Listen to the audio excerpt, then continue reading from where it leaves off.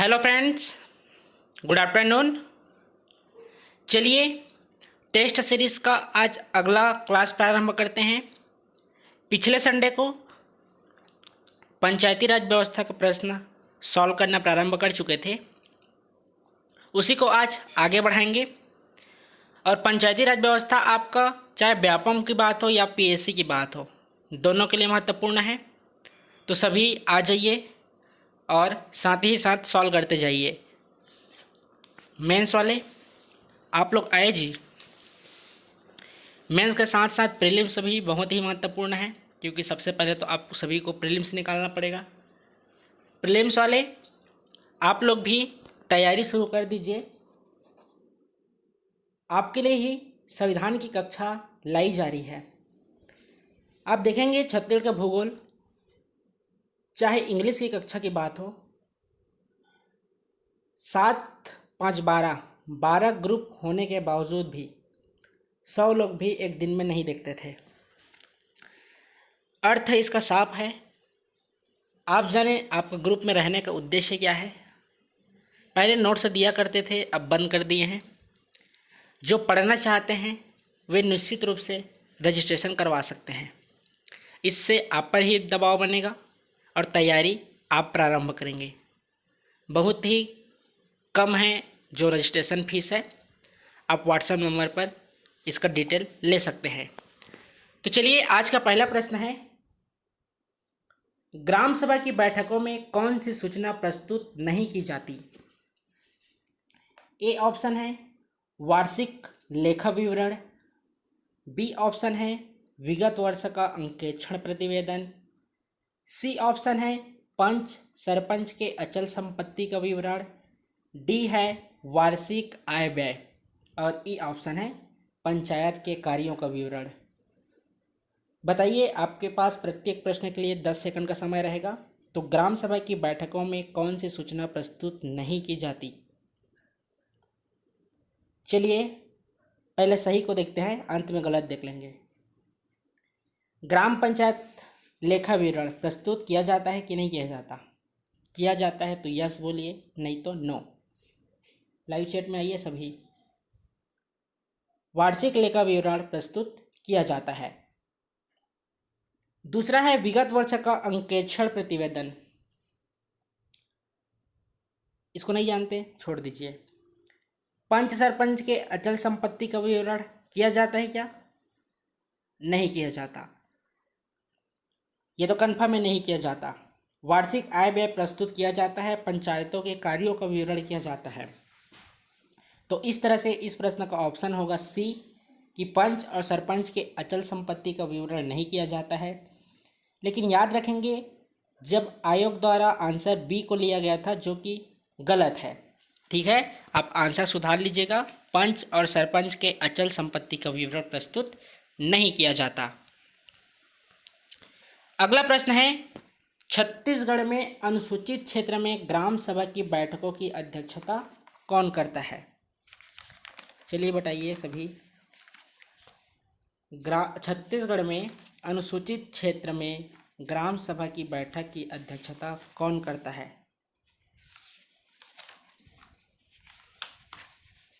बताइए। Option A सही है, गलत है। ऑप्शन ए गलत है जी। विशेष रूप से ध्यान दीजिएगा।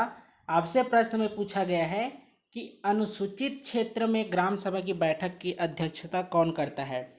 तो अनुसूचित क्षेत्र में आप सभी जानते हैं पेशा एक्ट लागू होता है, आपको पंचायती राज व्यवस्था में पढ़ाया गया था। तो ना कि सरपंच करता है ना उप सरपंच करता है।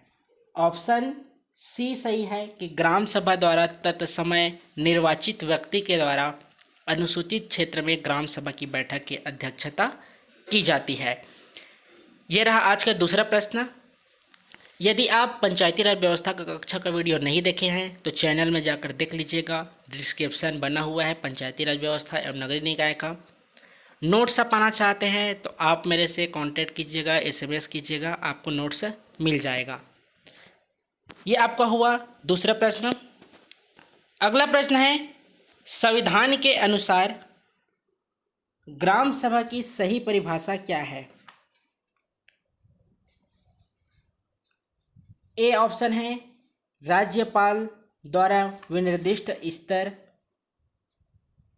बी ऑप्शन है ग्रामीण क्षेत्र के लिए अनुच्छेद 243 ख के अधीन गठित स्वायत्त प्रशासन की एक संस्था।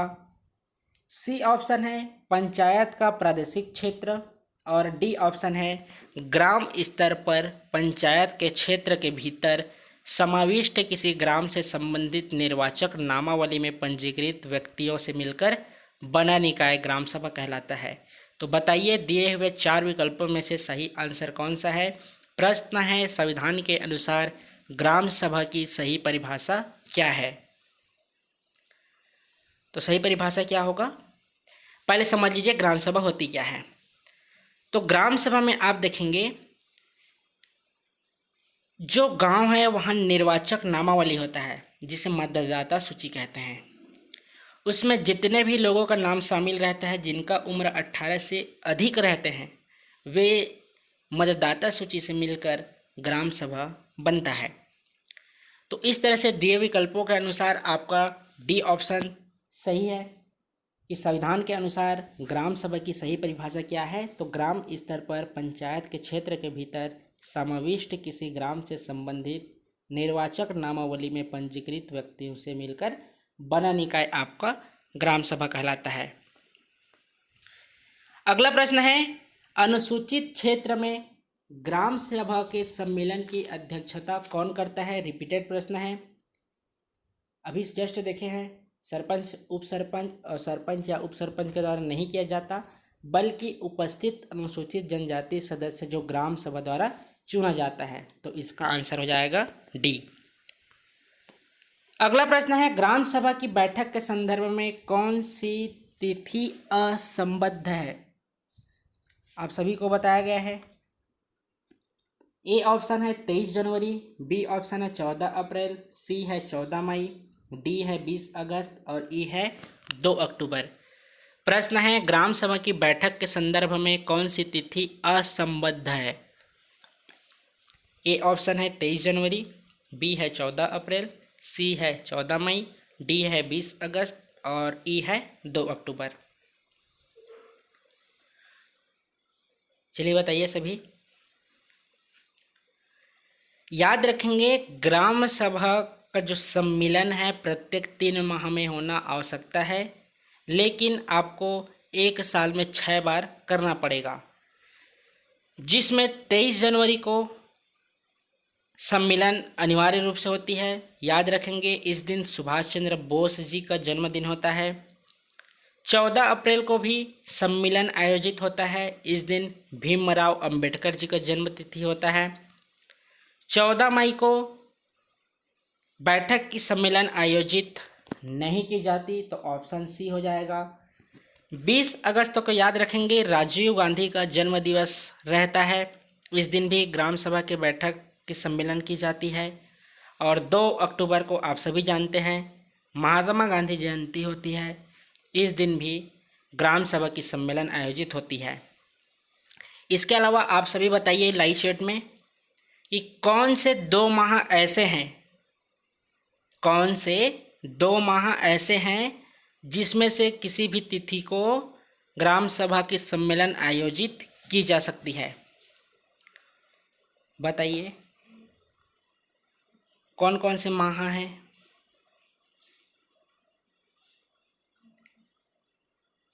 जून माह है और नवंबर माह है। इस तरह से याद रखेंगे कि ग्राम सभा का सम्मेलन 1 साल में 6 बार आयोजित किया जाता है। 23 जनवरी, 14 अप्रैल, 20 अगस्त, 2 अक्टूबर और जून और नवंबर में सुझाई गई तिथि को। अगला प्रश्न है यदि ग्राम सभा की बैठक में गणपूर्ति उपस्थित नहीं है तो क्या होगा? यदि ग्राम सभा की बैठक में गणपूर्ति उपस्थित नहीं है तो क्या होगा? ए ऑप्शन है ग्राम सभा की बैठक स्थगित हो जाएगी। बी ऑप्शन है ग्राम सभा की बैठक निर्धारित अनुसूची के अनुसार होगी। सी ऑप्शन है ग्राम सभा महत्वपूर्ण मामलों पर विचार नहीं करेगी। और डी ऑप्शन है यह जनपद जिला पंचायत कलेक्टर को सूचित किया जाएगा। तो बताइए, ग्राम सभा की गणपूर्ति के विषय में सही गणपूर्ति उपस्थित नहीं है तो क्या होगा? गणपूर्ति समझ गए, एक निश्चित अनुपात होती है जिन पे उपस्थिति होना आवश्यकता है। तो आपको 4 ऑप्शन दिया गया है। मान लीजिए गणपूर्ति उपस्थित नहीं हो पाता है तो क्या होगा? ए ऑप्शन है ग्राम सभा की बैठक स्थगित हो जाएगी, ग्राम सभा की बैठक निर्धारित अनुसूची के अनुसार होगी, ग्राम सभा महत्वपूर्ण मामलों पर विचार नहीं करेगी, और डी ऑप्शन है यह जनपद जिला पंचायत कलेक्टर को सूचित किया जाएगा। तो कौन सा ऑप्शन हो जाएगा? ऑप्शन ए, ग्राम सभा की बैठक स्थगित हो जाएगी। अगला प्रश्न है, ग्राम सभा की किस बैठक में ग्राम पंचायत का बजट पारित किया जाता है? ए ऑप्शन है साधारण बैठक, बी ऑप्शन है असाधारण बैठक, सी ऑप्शन है विशेष बैठक, और डी ऑप्शन है स्थगित बैठक, और ई ऑप्शन है इनमें से कोई नहीं। आपसे प्रश्न में पूछा जा रहा है कि ग्राम सभा की किस बैठक में ग्राम पंचायत का बजट पारित किया जाता है। सभी में याद रखेंगे, बजट में आपको साधारण बैठक आवश्यकता है। तो ऑप्शन ए हो जाएगा कि ग्राम सभा की किस बैठक में ग्राम पंचायत का बजट पारित किया जाता है, तो साधारण बैठक। अगला प्रश्न है, ग्राम सभा की बैठकों में गणपूर्ति के लिए कौन उत्तरदायी नहीं है? आपको एक बार नहीं कई बार बताया हूँ कि ग्राम सभा की बैठकों में गणपूर्ति के लिए कौन उत्तरदायी नहीं है। ए ऑप्शन है सरपंच, बी ऑप्शन है पंच, सी है उप सरपंच, डी है सरपंच और पंच, और ई है इनमें से कोई नहीं। बताइए, ग्राम सभा की बैठकों में गणपूर्ति के लिए कौन उत्तरदायी नहीं है? तो ऑप्शन सी, उप सरपंच। जो उप सरपंच होता है, याद रखेंगे, वह पंचों में एक प्रमुख होता है। अंत में देखेंगे तो उप सरपंच भी एक पंच सदस्य ही होते हैं। तो ग्राम सभा की बैठक में गणपूर्ति के लिए उप सरपंच उत्तरदायी नहीं होता है। बहुत महत्वपूर्ण है जी पंचायती राज व्यवस्था। पढ़ते रहिए, सॉल्व कीजिए, तभी बन पाएगा ये। अगला प्रश्न है, ग्राम सभा के सदस्य के रूप में कौन पंजीकृत हो सकता है? कौन पंजीकृत हो सकता है? अभी आपको परिभाषा बताया हूँ कुछ देर पहले। ए ऑप्शन है समस्त वयस्क पुरुष, बी ऑप्शन है समस्त वयस्क स्त्रियां, सी ऑप्शन है ग्राम में रहने वाले सभी व्यक्ति, डी ऑप्शन है ग्राम में रहने वाला व्यक्ति जो विधानसभा निर्वाचन नामावली में पंजीकृत किए जाने के लिए अर्हता रखता है। ई ऑप्शन है इनमें से कोई नहीं। बताइए, ग्राम सभा के सदस्य के रूप में कौन पंजीकृत हो सकता है? कौन पंजीकृत हो सकता है? देखिए, ग्राम पंचायत वयस्क पुरुष भी हो सकता था, स्त्रियां भी हो सकता था, लेकिन सभी को उपयुक्त आंसर नहीं दिया गया है। तो दिए गए विकल्पों के अनुसार डी ऑप्शन होगा कि ग्राम सभा में रहने वाले व्यक्ति जो विधानसभा निर्वाचन नामावली में पंजीकृत किए जाने के लिए अर्हता रखता हो, अर्थात 18 साल की उम्र पार कर चुका हो, वह ग्राम सभा के सदस्य के रूप में पंजीकृत हो सकता है। अगला है, ग्राम सभा के बैठकों के विषय में सही क्या है? ऐसा प्रश्न आते हैं जी।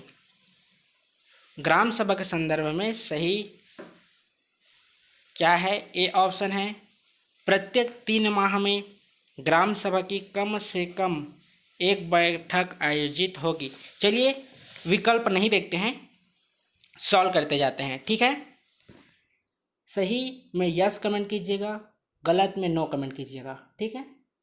प्रत्येक 3 माह में ग्राम सभा की कम से कम एक बैठक आयोजित होगी, सही है कि गलत है? कुछ देर पहले बताया हूँ। तो प्रत्येक 3 माह में ग्राम सभा की कम से कम एक बैठक आयोजित होगी, सही है? सही है ना? ये आपका सही है। बी ऑप्शन है प्रत्येक 4 माह में ग्राम सभा की कम से कम एक बैठक आयोजित होगी। तो यह आपका गलत है। याद रखेंगे पंचायती राज व्यवस्था में आपको ऐसी ही प्रश्न मिलेगा, अगर पहला गलत है तो दूसरा सही होगा और पहला सही है तो दूसरा गलत होगा। ठीक है, तो देखिए प्रत्येक 3 माह में एक बार आयोजित होता है, न कि 4 माह में। तीसरा ऑप्शन है ग्राम पंचायत के प्रत्येक ग्राम में ग्राम सभा की बैठक होगी। सही है कि ग्राम पंचायत के जितने भी ग्राम हैं वहाँ ग्राम सभा की बैठक होती ही है। चौथा है ग्राम पंचायत के किसी एक ग्राम में चक्रानुसार ग्राम सभा की बैठक होगी। ऐसा है क्या? नहीं है। जो 6 तिथि हैं वहाँ ग्राम सभा की बैठक आयोजित होती है। पांचवा देखिए, ग्राम सभा के आधे से अधिक 1/3 सदस्यों द्वारा लिखित रूप से अध्यादेश किए जाने पर ग्राम सभा की बैठक आयोजित की जाएगी। सही है कि गलत है जी? यह आपका गलत है। 4 तिथि तो निर्धारित ही हैं, दो अलग अलग माह में आयोजित की जाती है। अगला है ग्राम सभा के 1/3 से अधिक सदस्यों द्वारा लिखित रूप से अध्यापेक्षा किए जाने पर ग्राम सभा की बैठक आयोजित की जाएगी।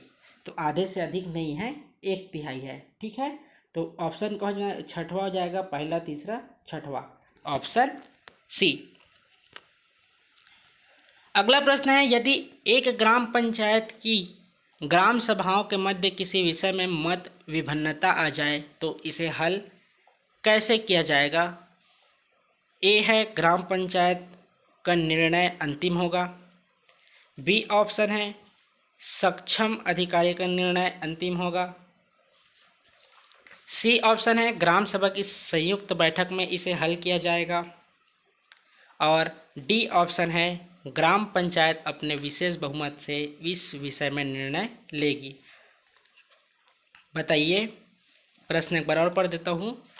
यदि एक ग्राम पंचायत की ग्राम सभा के मध्य किसी विषय में मत विभिन्नता आ जाए तो इसे हल कैसे किया जाएगा? ए ऑप्शन है ग्राम पंचायत का निर्णय अंतिम होगा। बी ऑप्शन है सक्षम अधिकारी का निर्णय अंतिम होगा। सी है ग्राम सभा की संयुक्त बैठक में इसे हल किया जाएगा। और डी ऑप्शन है ग्राम पंचायत अपने विशेष बहुमत से इस विषय में निर्णय लेगी। तो बताइए जी, कौन सा आंसर हो जाएगा? Option C. ठीक है, ग्राम सभा की संयुक्त बैठक में इससे हल किया जाएगा। चलिए बता देता हूँ आप सभी को।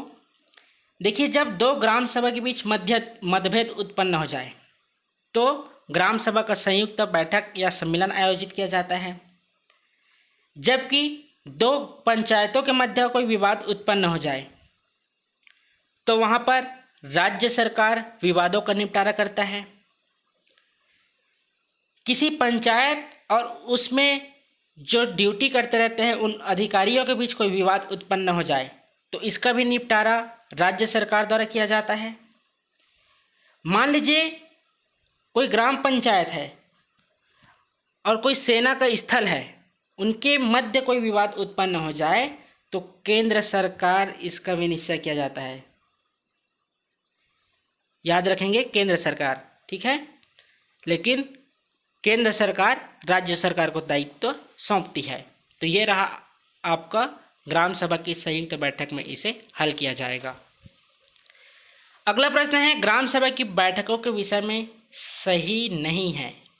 तो नहीं है तो पहले उस विकल्प को काट लेते हैं कि ग्राम सभा की बैठकों में सही नहीं है। सही क्या है उस पर यस कमेंट कीजिएगा और नहीं में नो कमेंट कीजिएगा। ठीक है, देखिए प्रत्येक 3 माह में ग्राम सभा की बैठक होगी। सही है कि गलत है?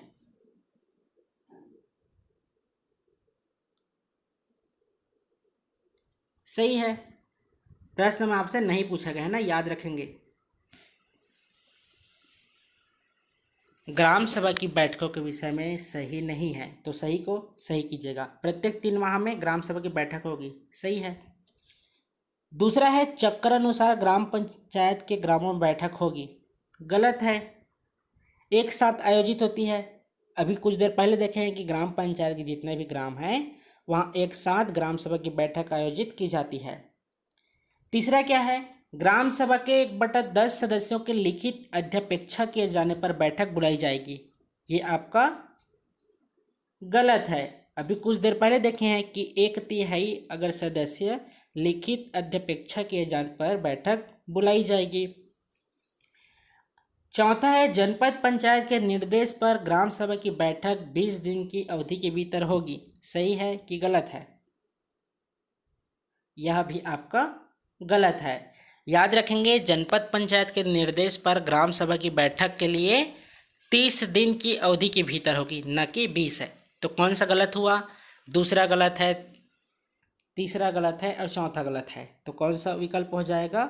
ऑप्शन बी, दूसरा, तीसरा और चौथा। मतलब प्रत्येक 3 माह में ग्राम सभा की बैठक आयोजित होगी। पहला आपका आंसर सही है।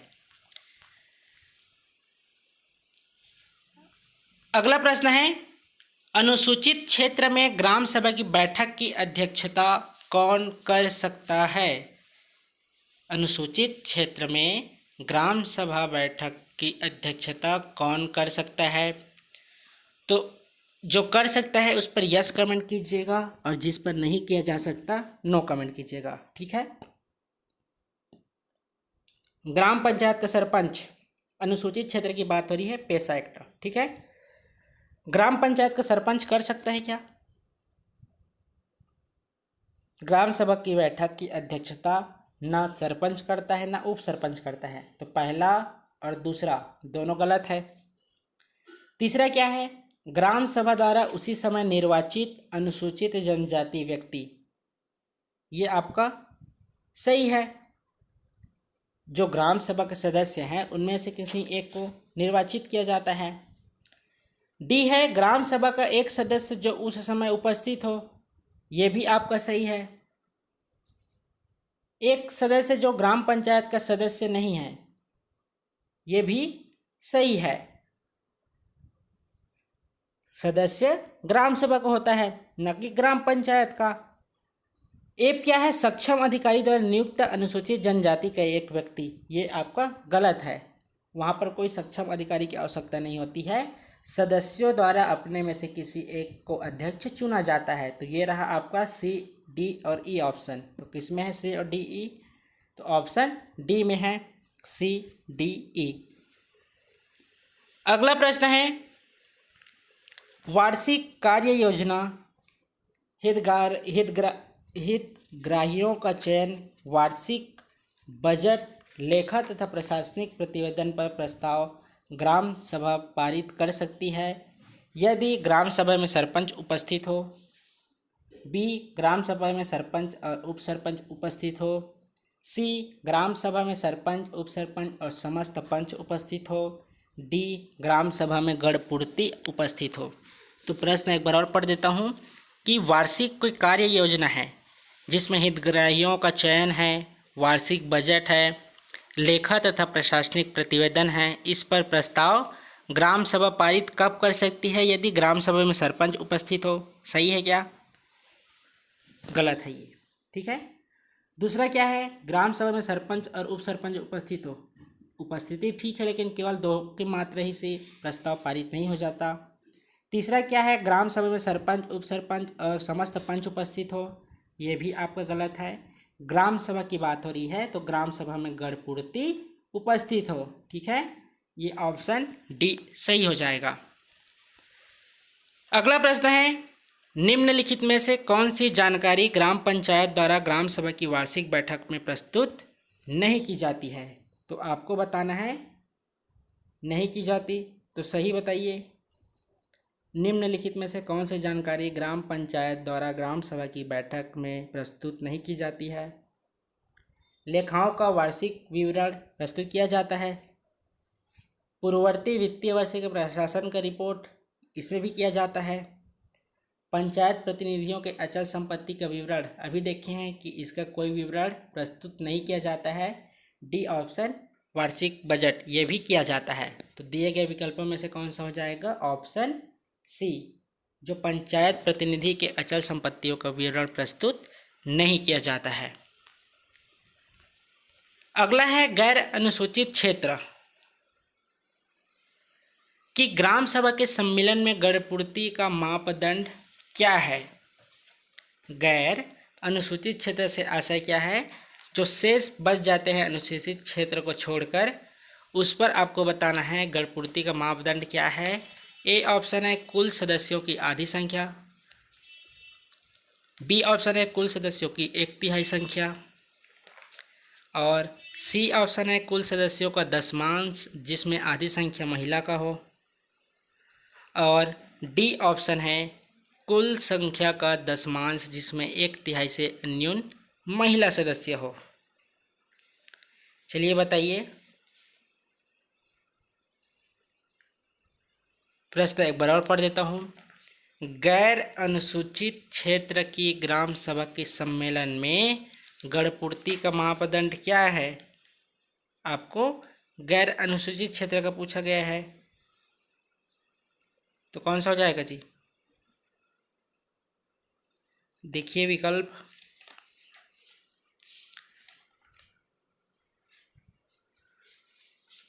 गणपूर्ति बताना है, गणपूर्ति।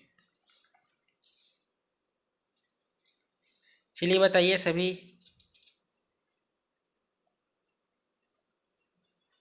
गणपूर्ति से आशय क्या है।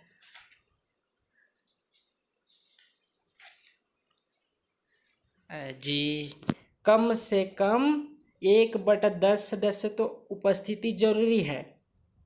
ठीक है, 1/10 सदस्य जरूरी है, लेकिन 1/10 के साथ ही साथ 1/3 महिलाओं का भी उपस्थिति आवश्यकता है। तो कुल सदस्यों का दशमांश जिसमें 1/3 न्यून सदस्य हो, तो ऑप्शन डी सही हो जाएगा। ठीक है, पढ़िए जी। अगला है ग्राम पंचायत के सामाजिक अंकेक्षण कौन करता है। यह आपका ग्राम सभा यहाँ से कंप्लीट हो जाता है, इसके बाद आपका ग्राम पंचायत शुरू हो जाता है। तो बताइए, ग्राम पंचायत का प्रश्न आज सॉल्व करेंगे कि अगले कक्षा में सॉल्व करेंगे। बताइए सभी, आज सॉल्व करेंगे कि अगले कक्षा में सॉल्व करेंगे। जैसा बोलिए आप लोग। ठीक है, ग्राम पंचायत को अगली कक्षा में सॉल्व करेंगे। आपका ये 2 कक्षा हुआ, ग्राम सभा, और 2 कक्षा हो गया। पिछले संडे को भी हुआ था, इस संडे को भी। तो ग्राम सभा का 2 टॉपिक आपका कंप्लीट होता है। अनुसूचित क्षेत्र भी है और गैर अनुसूचित क्षेत्र, जिसमें पेशा एक्ट का भी देख लिए।